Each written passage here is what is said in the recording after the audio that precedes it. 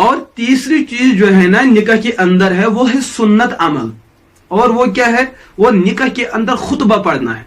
खुतबा किस चीज का नाम है? अल्लाह की तहमीद, अल्लाह की तारीफात और अल्लाह के रसूल अलैहिस्सलातु वस्सलाम पर सलातो सलाम और कुरान की कुछ चंद मुतअल्लिका आयात और चंद मुतअल्लिका अहादीस को बयान करना। हाँ, इसके अंदर एक ये चीज है कि खुतबा हमारे मुआशरे के अंदर 3 मकामात बल्कि 2-4 मकामात पे दिया जाता है।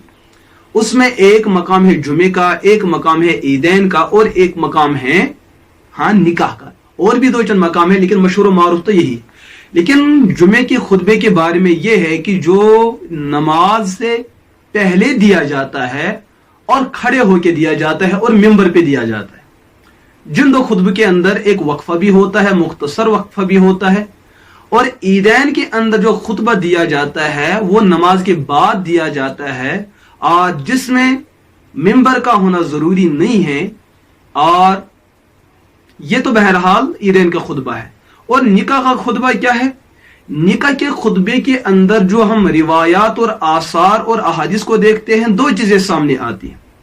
अल्लाह के रसूल अलैहिस्सलातु वस्सलाम ने कभी खुतबा खड़े होकर फरमाया और कभी खुतबा बैठ के फरमाया। कभी खुतबा निकाह के इब्तिदा में फरमाया और कभी खुतबा निकाह के आखिर में फरमाया। तो निकाह के खुतबे के बारे में यही तफसील है, क्योंकि मुख्तलिफ इलाकों के अंदर मुख्तलिफ तरीकों पर अमल किया जाता है। तो कभी जो है एक इलाके लोग दूसरे इलाके में रिश्ता करते हैं, वहां निकाह खां अलग तरीके से खुतबा पढ़ते हैं। और कभी दूसरे इलाके में दूसरे लोग निकाह खां दूसरे तरीके से खुतबा पढ़ते हैं, कभी आगे करते हैं कभी पीछे।